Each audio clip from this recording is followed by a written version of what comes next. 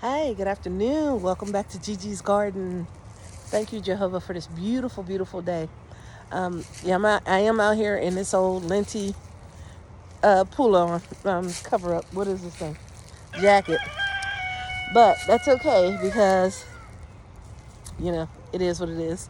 I'm so super excited and I wanted to show you guys, not my hair because it's doing something crazy. Sorry about that. But I wanted to show you guys this. Look, do y'all remember when I cut this all the way back? I cut it all the way back. It was nothing. If you can see the little brown, it was nothing but 4 or 5 little brown sticks sticking up. And now it's a whole bush. This is my elderberry. Also, I planted my little elderberry that I had in a pot. I planted it over here. But of course, Cody cut it down because Cody does the strangest things in my yard. But he cut my little elderberry plant. I had it. It was a whole big bushy plant. He cut it down. I honestly think that if it doesn't recover this year, it will be back next year. I don't see it at all, even though there are things growing here. It's like, Cody, there's all kind of stuff you could have cut, but you cut my one elderberry bush that I had here.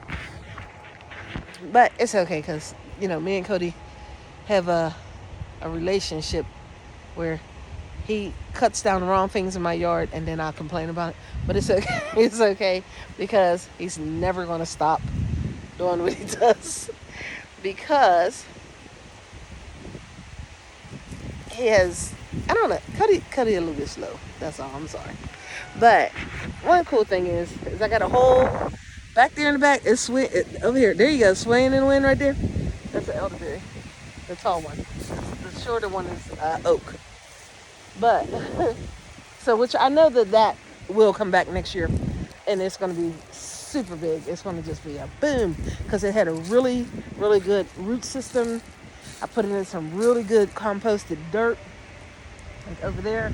We just blow our leaves and everything, so it's good composted, full of nutrition. I know it's going to grow well. But I also have some more elderberries growing back here. I got there's one here. I'm trying to find them. The one's blown, so it's kind of hard to see them because when the leaves turn up, they look like the other things. So I got one here. This is the ones that I cut last year. I got one here. Look how big and beautiful this one is. And I got another big one over here. Now, let me show you. It's right here. So this one is, and I mean, it's going to be, wow. Wow, guys, look. Here's one, here's one, here's one, here's one. The thing about elderberries, there's one over there. Wow. So when I chopped my elderberries, I stuck them in the ground all around the perimeter because my thinking, I wanted elderberries all on the perimeter of our property, right? Which would be great because elderberries are amazing medicine. So that's what I did. I stuck them in the ground. A few of them took, a few of them didn't. But the ones that didn't take are still in the ground. So they still might grow next year. It's an amazing thing how these elderberries grow. I'm going to show you a stick from last year. So this is one stick that didn't grow. The thing is that all these little bumps, all these little brown bumps on this stick can still be viable. The only thing, I got it right here by my garden bed. I was using it, but if it roots, I will dig it up. So I'm just going to leave it there because I was using it for poking holes in the garden. So if it roots, I will definitely dig it up and plant it out there because I want all those elderberries that way.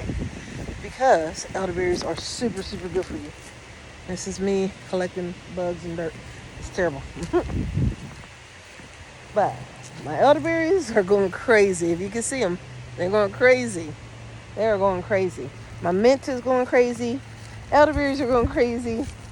Elderberries. Let me show you something. Oregano, they don't care. Oregano don't care about nothing. So it's elderberries, oregano, pineapple saves with those pretty flowers, and my blueberries back there on the back line there. So I'm just excited about the things that are going on. Here, my horseradish in this. I already got a pest on the horseradish. Look at that. Between these flies, I don't know if they're just hatching, but that white foamy stuff is actually a pest. There's not too many things that will eat horseradish. Evidently, that little worm right there will. So we're gonna dispose of this properly. I'm gonna shove it in this bucket that was supposed to be filling with rainwater, but never did. And then I'm gonna fill this bucket back up with water, comfrey, and that's gonna be my if you look inside of it, it's gonna be my fertilizer bucket. So I'm gonna fill it up with comfrey. I'm gonna fill it up with this rainwater, dead bugs, whatever's in there, and that's what's gonna be. Because use the fertilizer that you got. You won't have to buy none.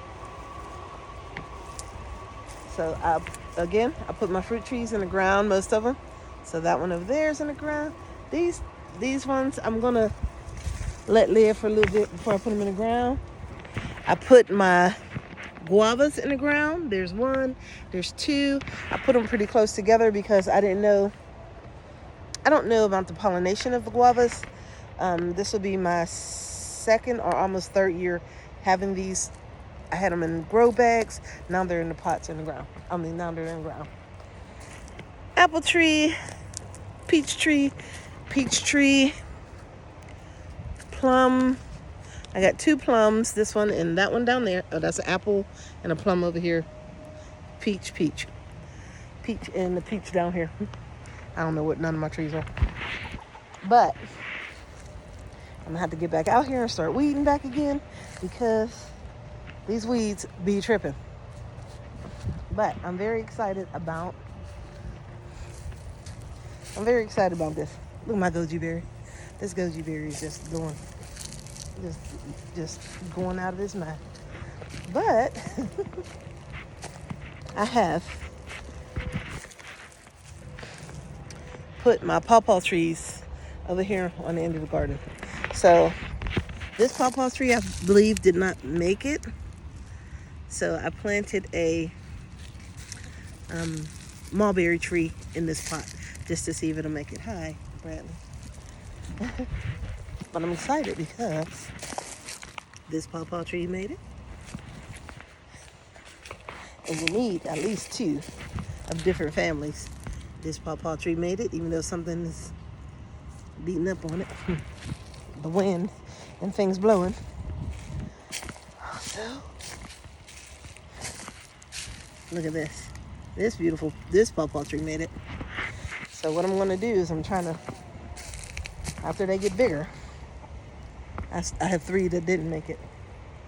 So after they get bigger, I'm going to plant them in this area because they like nice and shady areas. And they'll get nice and tall here.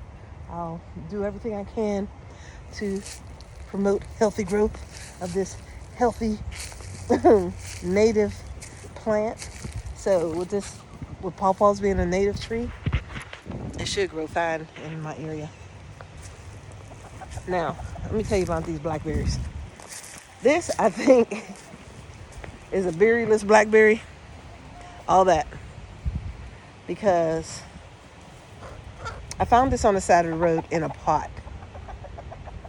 And it has taken over every single place that I have put it. I had it in my garden over there at first where my big elderberry bush is. I left it there. It done rooted and it started coming up everywhere. So I pulled it up and brought it over here. So I wanted the thing is that I can harvest these leaves and use the leaves for tea. And the chickens actually do eat the leaves. So the fact that it's growing up the fence is fine because that's exactly what I wanted it for. And I bet you there's somebody living in this rotten tree. This is my leaning tree. This is my leaning tree that I really honestly need to take down because it's getting serious. But until it's ready to go, it'll be here. I have this blackberry plant, and the flowers are just so pretty. And I know that I'm going to have a ton of fruit on this, and which is fine because I have it grown against this fence so that the chickens can enjoy the fruit and enjoy the leaves off of this blackberry. I also have 2 raspberries grown that way. And those are just weeds. I got to cut them, get Cody to cut them down. I might just come out here and pull them myself because Cody's going to kill everything else. But the chickens will definitely eat these leaves, which if you follow the stems that are growing inside the coop, they are all bare because the chickens love to eat these leaves. So, which is part of my whole thing is to be sustainable, grow my own food for my chickens, grow it. There's another raspberry I planted. There's another blackberry. Another raspberry. I got 2 raspberries here along this fence because I want them to grow up. But the chickens love to eat that one over there, and they ate it. But it's still grown. So I want them to grow up. I want them to grow inside this. I want them to grow all along this whole fence. That will be, not only that, the little spiky fruit will help to keep the predators from climbing over the fence and hopefully help to keep the chickens, raggedy chickens, from getting out, coming in here and digging up my whole garden like they always do. So, only thing I planted in my garden was tomatoes. So these are the Cherokee Red tomatoes. So I have 1, 2, 3, 4, 5, 6 of those on this end because I know they're going to trellis up, so that'll be fine. I'm going to do squash on the, I thought I was going to do it on the outside so it can grow up and over. I do want to grow loofah again. I do want to grow loofah again. But this isn't, my little setup here is not actually big enough to support the loofah. It did before, but I'm going to have to think of some way. What I might do is build a little raised bed right here on the outside of here, and then plant the loofah out here and let the loofah grow up and over. Because it was easier to do that than to try I grew them here last year and then trying to pull them through and let them grow up and over. So maybe if that gives them a few more feet, maybe it'll, give them a little bit more. So, I got some cabbages here. And I see one that's not doing really well, but it's okay. We've been having a lot of rain here the last couple of days. So, of course, things are, a lot of wind, a lot of rain. Things are getting beaten up by the wind and the rain. But I am going to cover this with my row covers so to keep the cabbage moths off of them. Because I've never been able to actually grow cabbages to completion, to head. So we're going to see if that works out. So, what I'm going to do is go on and get started. I'm going to put some comfrey in here, in my bucket, and I'm going to go ahead and fill it up with water out of there. And then I'm going to go ahead and get that started. Look at this mint. It's a sea of mint. It's overtaking my coneflowers. I'll be ripping this mint out, throwing it in the woods. Ripping the mint out, throwing it to the chickens, seeing if they want it. I dry some. I make mint tea for the kids. It's just an amazing, amazing plant. Don't ever plant this in the ground because it will take over your whole garden space like it has mine. Yeah.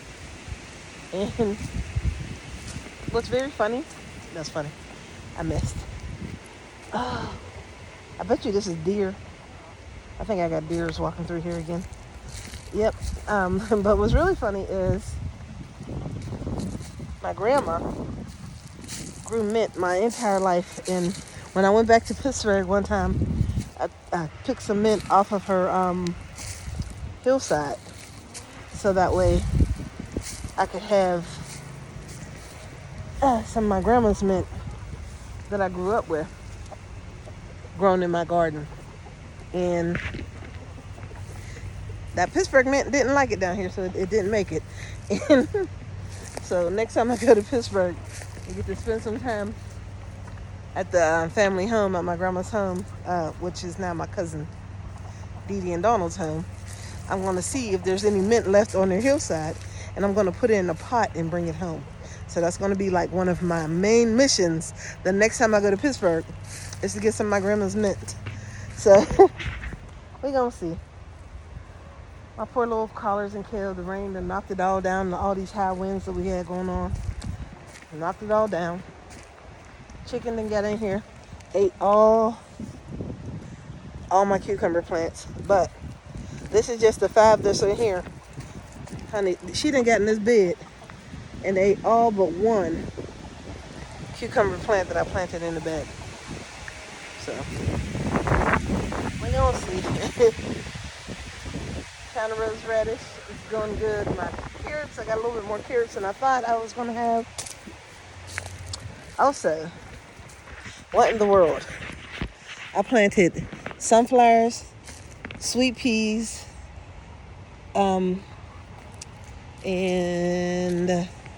Brussels sprouts, all through here, and carrots. But you know what's growing? I'm gonna show you what's growing. Tomatoes.